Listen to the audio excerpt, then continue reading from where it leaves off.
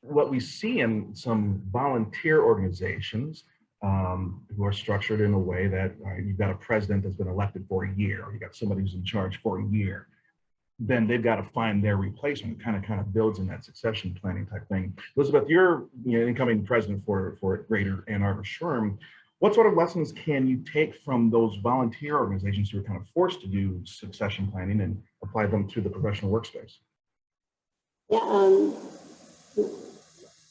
piggybacking on what Jamie had said, it's communication and involvement.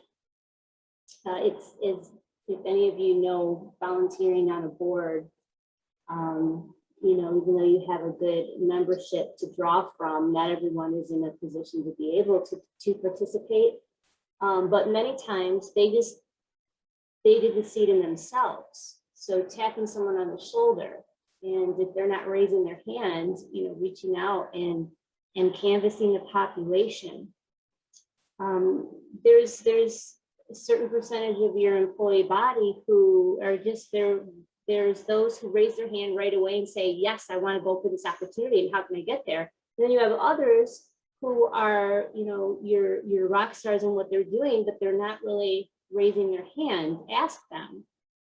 Every personality is a little bit different. So if you can approach the ones that you see potential in, asking the managers, who do you see potential in to grow and not hold back? Some managers like to hold their people back, and they're not going to recommend them to go through a career succession planning program.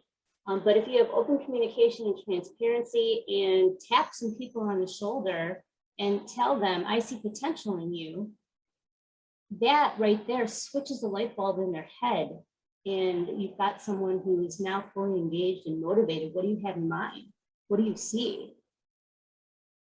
I think, another key thing is when you're looking at succession planning, depending on the role, is really understanding what does this role require for true success. And in so many of those roles, it's leadership, especially at the higher, the higher levels. Okay, it's great if I understand the business, but I can learn the business. And it's great maybe if I understand the metrics, but making sure people have the leadership ability is critical. And how do we do that?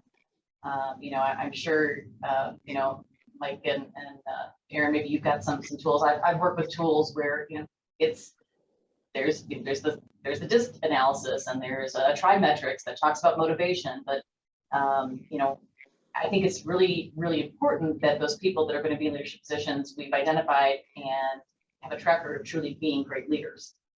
And that's where I see the biggest shortfalls. Okay, we see this all the time in the manufacturing floor. Boy, I can run the heck out of this machine. So now I've been promoted to supervision. I don't know how to lead people, and I'm not succeeding. And so I think it's critical that in that succession planning, we think about right person, right seat. So you're the right person, you're an asset to this organization. By putting you in the right seat where you're going to be able to succeed, and if this is you're lacking is a learned skill, which leadership can be if you're willing to do the hard work of leadership. Okay, that means I gotta have some time. I gotta do some planning here. That I'm gonna send this person and invest in them to set them up to succeed. Because otherwise it's gonna cost you more. The ROI won't be there if you put somebody in a position and set them up to fail. True. Julie, any thoughts? Yeah, so I completely agree with that whole process. And one of the things that we've done at Neogen Corporation, which I think has really aided us well, especially when you think about succession planning, is we talk about it more as a talent management system. And so, even going back to what Jamie was saying earlier, is like sometimes we don't want to have those conversations. It's hard to get the right person in the right seat, but if you frame it as a system as opposed to an event, it helps the conversations go a lot easier. So, in our system, we talk about attracting, which is the talent attraction, getting them in the right job band, all of that kind of stuff. So we start there, getting them in the right seat. And then we move into development, and we talk about, we call it IDP, individual development plans, or PIP, performance improvement plans, right? So then you get into that development space of that person. And then we think about retention, and retention is the performance management, the compensation, the total comp, total rewards space, and then transitioning, which becomes that succession planning. We use a tool called talent inventory, so it helps us determine who needs to go in which directions, what talents do they have, what's the gap analysis for getting them into that next system, or that next position.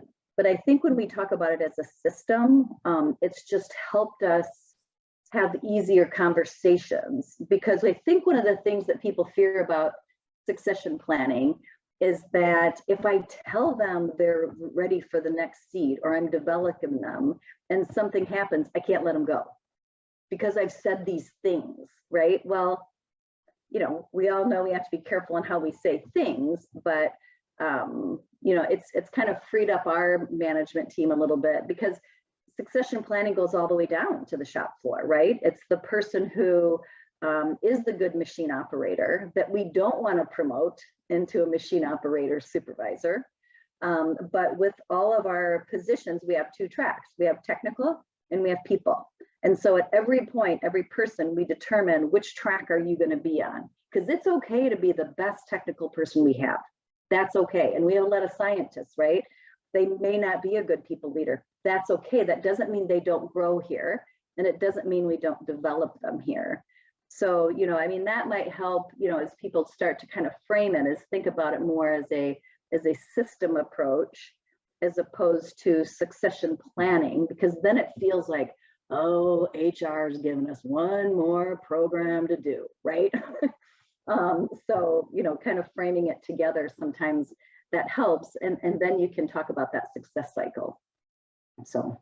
Love that key that you don't have to be management to be moving up again, that you continue to grow in a position, even if it's in a technical capacity or staff capacity. Right.